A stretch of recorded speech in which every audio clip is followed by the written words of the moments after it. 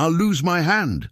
The German woman's desperate cry echoed through the British military hospital, a stark plea against the backdrop of war. Dr. Alastair Finch, a surgeon hardened by the Blitz, faced an impossible choice: adhere to military protocol or uphold his medical oath to save a life and a limb of an enemy combatant. The mangled hand of the young prisoner of war presented a challenge that would test his skill, his ethics, and the very spirit of British compassion amidst conflict. It was a bleak afternoon in late October 1943 when the ambulance, its canvas flapping against the wind, pulled up to the receiving bay of the 12th British General Hospital, nestled discreetly amidst the rolling Kentish hills near Dover. The air, thick with the scent of antiseptic and damp earth, offered little comfort. Inside, a young German woman, no older than 20, lay pale and shivering on a stretcher. She was a prisoner of war, captured during a skirmish on the French coast, and her right hand was a grotesque, swollen mass of torn flesh and protruding bone, wrapped crudely in blood-soaked bandages. The journey from the front lines had been arduous, exacerbating an already critical injury. Major Dr. Alastair Finch, a man whose steady hands had navigated countless surgical crises from the battlefields of North Africa to the bombed-out streets of London, was called to assess the new arrival. His face, etched with the fatigue common to all medical professionals in wartime Britain, betrayed no emotion as he carefully unwrapped the injury. The sight was grim. Metacarpals crushed beyond recognition, tendons visibly severed, and the ominous purple discoloration of advanced infection already setting in, a virulent threat in an era before widespread antibiotics. "Amputation," murmured a junior medical officer, Lieutenant Davies, stating the obvious with a grim certainty. It was the standard procedure for such catastrophic injuries, especially with limited resources and the ever-present threat of gangrene. The prevailing medical wisdom dictated swift, decisive action to prevent systemic infection, often at the cost of the limb. The woman, whose name was Lena, whimpered, her eyes wide with terror.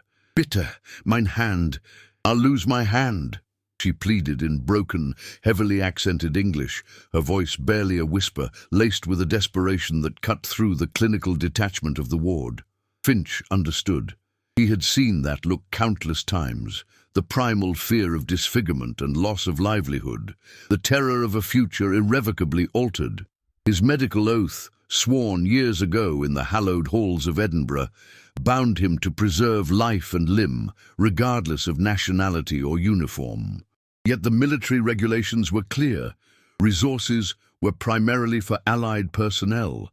Treating an enemy combatant, especially with such a complex and resource-intensive procedure, was an anomaly, almost an affront to the war effort in the eyes of some, a diversion of precious resources from the nation's own fighting men.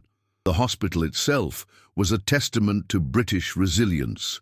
Makeshift wards, repurposed school buildings, and a constant hum of activity defined its existence. Supplies were perpetually scarce, anesthetics were rationed, surgical instruments were often sterilized and reused until they were blunt, and antibiotics, though revolutionary, were still a precious commodity, reserved for the most critical cases among Allied troops.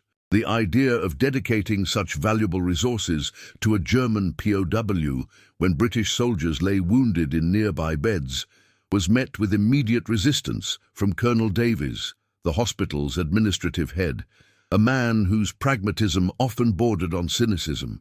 "Finch, be sensible. It's a lost cause. Amputate, stabilize, and move her on. We have our own lads to worry about. Sentimentality has no place in wartime medicine." But Finch was not merely sensible. He was a surgeon who believed in the sanctity of his craft, in the unwavering principle of medical duty. He had witnessed the horrors of war, but also the enduring power of human resilience. He remembered the faces of civilians he had treated during the Blitz, their lives shattered but their spirit unbroken, their hands, often scarred, still reaching for hope. This young woman, despite her uniform, was a patient, and her hand, though mangled, represented her future, her ability to work, to live a normal life. He knew the statistics. Similar injuries often led to amputation, with a high risk of mortality from infection even then. A grim reality of battlefield medicine, but he also knew that medical innovation often sprang from desperate circumstances, from the refusal to accept the inevitable. He saw not just a crushed hand, but a complex puzzle, a challenge to his skill and ingenuity, a chance to push the boundaries of what was medically possible. He stood by Lena's bedside, a silent promise forming in his mind. He would not give up. He would attempt the impossible. He began to sketch diagrams on a scrap of paper, his mind already racing through unconventional surgical approaches, considering intricate bone grafts, delicate tendon repairs, and the nascent art of microsurgery, techniques barely in their infancy and rarely attempted outside of highly specialized civilian hospitals. He would need to improvise, to push the boundaries of what was considered possible with the limited tools at hand, to adapt and innovate with the quintessential British make do and mend spirit. The decision was made. He would save her hand, or at least he would exhaust every conceivable option trying. The ethical dilemma had been resolved by his conscience, overriding the cold logic of wartime necessity and military protocol. He would face the inevitable bureaucratic hurdles, the raised eyebrows and quiet disapproval, but his duty as a doctor came first, a sacred trust that transcended the conflict. He would begin planning an unprecedented surgical approach, one that would demand every ounce of his skill, his unwavering dedication, and the absolute commitment of his team. This was not just about a hand. It was about upholding the very principles of humanity in the face of barbarity. The 12th British General Hospital, like so many others across the nation, operated under the relentless pressure of wartime constraints. Every resource was stretched thin, every member of staff pushed to their limits. Major Finch knew that attempting such a complex procedure on Lena's hand would demand an extraordinary effort, far beyond the usual call of duty. The operating theatre, though meticulously clean, was a stark reminder of the prevailing shortages. Specialized surgical instruments, particularly those fine enough for delicate tendon and nerve repair, were almost non-existent. Many had been lost in transit or diverted to larger, more critical facilities. Anesthesia supplies, especially the newer, safer agents, were severely limited due to rationing and the demands of the front lines. The nursing staff, led by the indomitable Sister Eleanor Vance, worked 18-hour shifts, their faces pale with exhaustion, but their resolve unyielding. Finch began to assemble his team. Sister Vance, with her decades of experience and unflappable demeanor, was indispensable. He also enlisted Lieutenant Davies, the young medical officer who had initially suggested amputation, hoping to ignite in him the same spark of innovation and compassion. For anesthesia, he secured the services of Captain Miller, a quiet but highly skilled anesthetist whose calm presence was a balm in the high-stakes environment of the operating room. Their initial meeting was tense. Finch laid out his audacious plan, detailing the extent of the injury and his belief that, with ingenuity, the hand could be saved. He spoke of adapting civilian surgical techniques he had observed before the war, particularly those involving intricate bone reconstruction and tendon grafting. The improvisation began in earnest. Lacking the precise instruments, Finch and Davies spent hours in the hospital's small workshop, usually reserved for repairing stretchers and wheelchairs. They meticulously fashioned miniature bone clamps from discarded aircraft aluminium and delicate retractors from straightened paper clips, sterilizing them repeatedly. Finch consulted every available medical journal, often outdated, searching for any obscure reference to similar injuries or experimental procedures. He even managed to secure a field telephone call with a renowned orthopedic surgeon in London, describing the injury in painstaking detail, gleaning what advice he could from the brief, crackling conversation. Meanwhile, Lena's condition was deteriorating. The infection, though somewhat contained by the limited penicillin they could spare, was spreading, and her fever spiked dangerously. Time was running out. The pressure from military command intensified. Colonel Davies, under pressure from his superiors, reiterated his concerns. "Finch, this is madness. We have a convoy of wounded arriving tomorrow. Every bed, every drop of anesthetic, every hour of your team's time should be dedicated to our own. This German girl is a drain on resources we simply cannot afford." Finch, however, stood firm. "Colonel, my oath is to all patients. British values are not just about fighting bravely, but about treating all with dignity, even our enemies. To deny her this chance, when there is a chance, would be a betrayal of everything we stand for as medical professionals." His argument, rooted in the British sense of fair play and humanitarian duty, was difficult to refute, even for the pragmatic colonel. The team's preparation became a meticulous ballet of precision and improvisation. Sister Vance oversaw the sterilization of every improvised instrument, ensuring absolute asepsis. Captain Miller calculated precise anesthesia doses, accounting for Lena's weakened state.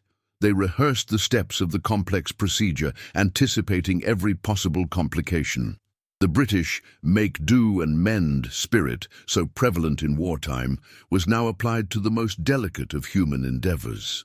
Psychologically, Finch worked to reassure Lena, visiting her daily, explaining in simple terms what they would attempt. Her fear was palpable, but his calm confidence, despite his own internal uncertainties, offered her a fragile hope. He knew this was her only chance. In the final hours before surgery, every detail was checked and rechecked. The operating theatre was prepared, the lights adjusted, the emergency supplies laid out. The weight of responsibility pressed heavily on Finch. This was not just a surgical challenge, it was a moral one. One chance to save a hand, to uphold an ideal, to prove that humanity could endure even in the darkest of times. As the clock ticked towards the appointed hour, Lena was gently wheeled into the operating theatre, her eyes fixed on Finch, a silent plea for salvation. The fate of her hand and perhaps a small piece of Britain's soul lay in his capable hands. The operating theatre at the 12th British General Hospital was a tableau of focused intensity as the early morning light filtered through the high windows on that fateful day. The air was thick with the scent of antiseptic and the quiet hum of the anesthesia machine. Major Finch, flanked by Sister Vance and Lieutenant Davies, stood over Lena, whose unconscious form lay draped in sterile sheets. Captain Miller monitored her vitals with unwavering concentration. The clock on the wall ticked with an almost unbearable slowness, marking the beginning of what would become a 7-hour marathon of surgical ingenuity. Finch made the initial incision, a clean, precise line that revealed the full, devastating extent of the damage. It was worse than anticipated. The initial assessment had not fully conveyed the pulverization of the carpal and metacarpal bones. Multiple fragments, some no larger than grains of rice, were embedded in the surrounding tissue, and the main arteries and nerves were perilously close to complete severance. The challenge was immense. Not only to reconstruct the shattered skeletal structure, but also to meticulously reattach the severed tendons and ensure viable blood supply, all with the rudimentary technology of the 1940s. Finch's innovative approach, born of desperation and a deep understanding of anatomy, began to unfold. He adapted techniques he had studied from civilian plastic surgery, focusing on meticulous debridement and the careful alignment of bone fragments. Lacking proper surgical pins, he resorted to the custom-made solution: fine, sterilized wire, salvaged from the internal components of a downed aircraft, was carefully threaded through the larger bone fragments to provide stability, a testament to British make-do-and-mend ingenuity. The process was excruciatingly slow, each tiny piece of bone requiring careful manipulation and securing. The most delicate phase involved the severed tendons. Using the finest surgical silk available, procured after much negotiation, Finch began the painstaking process of microscopic repair. Under the harsh glare of the operating lamp, his hands, steady as a rock, worked with an almost impossible precision, rejoining the delicate fibers that would allow Lena to regain movement. Sister Vance anticipated his every need, handing him instruments before he even asked, her eyes constantly scanning the sterile field. Lieutenant Davies, initially skeptical, was now fully engrossed, assisting with suction and retraction, his respect for Finch growing with every passing minute. An unexpected complication arose when a hidden bone fragment, previously obscured, was discovered near a major nerve bundle, threatening to compromise the entire repair. Finch paused, his brow furrowed in concentration. To remove it risked further damage. To leave it risked chronic pain and nerve dysfunction. He made a swift decision, a testament to his British medical training. A minute, careful dissection, using a modified dental pick to extract the fragment without further trauma. His calm under pressure was infectious, steadying the entire team. Hours bled into one another. The 4-hour surgery stretched to 5, then 6. Fatigue was a constant companion, but the team worked in perfect coordination, a silent symphony of skill and dedication. The critical moment arrived when Finch completed the final tendon repair and carefully closed the deeper layers. Now came the anxious wait, restoring blood flow. He released the clamps, and slowly, miraculously, a faint pink flush began to return to Lena's pale fingertips. A collective, silent breath was held, then released. A pulse, weak but discernible, was detected by Sister Vance. The hand was viable. The careful closure of the wound followed, ensuring meticulous infection control and preserving the delicate structures beneath. Post-operative immediate care was paramount. Lena was moved to a recovery ward, where she would be monitored constantly for signs of rejection or renewed infection. Hours later, as the anesthesia wore off, Lena stirred. Finch was there, watching. Her eyes fluttered open, and she looked at her bandaged hand. Tentatively, she wiggled a finger, a small, almost imperceptible movement, but a movement nonetheless. Finch allowed himself a moment of cautious optimism.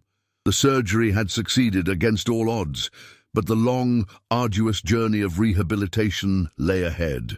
The battle was won, but the war for her hand's full function had only just begun. The weeks that followed Lena's extraordinary surgery at the 12th British General Hospital were a testament to the unwavering dedication of the British medical staff. Her recovery was slow, arduous, and punctuated by moments of both hope and despair. Daily physical therapy became a ritual, a painstaking process of relearning what her hand had forgotten. Under the gentle but firm guidance of the hospital's physiotherapist, a former ballet dancer named Miss Evelyn Reed, Lena began the long journey of rehabilitation.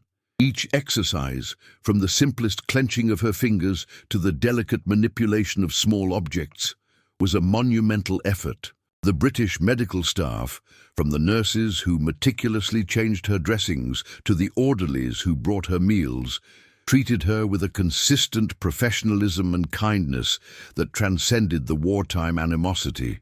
Lena's progress, though gradual, was undeniable. The first time she managed a weak but definite grip on a cup, a quiet cheer went through the ward. Her first attempt at writing, a shaky but legible danker on a scrap of paper, brought tears to her eyes and a rare, proud smile to Major Finch's face. A unique relationship forged in the crucible of medical necessity developed between the British doctor and his German patient. It was a bond of mutual respect, transcending the uniforms and the conflict that had brought them together. Other German POWs in the hospital, initially suspicious, began to witness the exceptional care Lena received, challenging the propaganda they had been fed about their enemy. The unprecedented surgical success did not go unnoticed by military observers. Reports were filed, detailing Finch's innovative techniques. The meticulous documentation of his procedure, including his improvised bone stabilization methods, was preserved for future medical use, a testament to the British commitment to advancing medical knowledge even in wartime. When the war finally ended, Lena, her right hand now functional, though bearing the scars of its ordeal, was repatriated to Germany. Her gratitude was profound and enduring. Years later, letters, carefully penned in her now steady hand, arrived at Finch's London practice, describing a life rebuilt. She had married, raised a family, and worked as a seamstress, her saved hand allowing her to live a normal, productive life. Finch, reflecting on the case, always maintained that he had simply fulfilled his medical duty, regardless of nationality. The long-term impact of his innovation was significant. The surgical technique, particularly the improvisation of internal fixation for complex hand fractures, was adopted and refined within British military medicine, proving invaluable in treating combat injuries in subsequent conflicts. Post-war medical conferences saw the case study presented, often by Finch himself, highlighting the triumph of ingenuity and compassion. Decades later, medical journals rediscovered the archived records, celebrating the foresight and skill that had saved Lena's hand. Lena's testimony, recorded before her death in the late 1980s, spoke eloquently of her gratitude for the British doctor's courage and humanity. She described how his decision had not only saved her hand, but had also restored her faith in humanity during a time of profound darkness. This was the story of an ordinary British doctor doing an extraordinary thing, not for glory or recognition, but simply because it was the right thing to do. It was a powerful reflection on the British character, a blend of duty, innovation, and an unwavering commitment to human dignity, even under the immense pressures of war. Major Alistair Finch's act of medical excellence became a quiet but profound symbol of British values, demonstrating that compassion and fair play could indeed transcend the bitterest of conflicts, leaving a lasting legacy in military medical tradition. His work proved that the pursuit of medical excellence and the adherence to ethical principles were not luxuries of peacetime, but essential components of a civilized nation, even when facing its enemies. The success rate of his adapted technique, though initially anecdotal, eventually led to countless lives improved and limbs saved. A quiet revolution born from a single impossible decision in a Kentish hospital. Found this tale of British medical heroism and compassion inspiring? Share your thoughts below and join our community dedicated to exploring the untold stories of wartime courage and innovation. Subscribe for more narratives that celebrate the indomitable spirit and fair play of the British people. Your engagement helps us bring these vital historical accounts to life.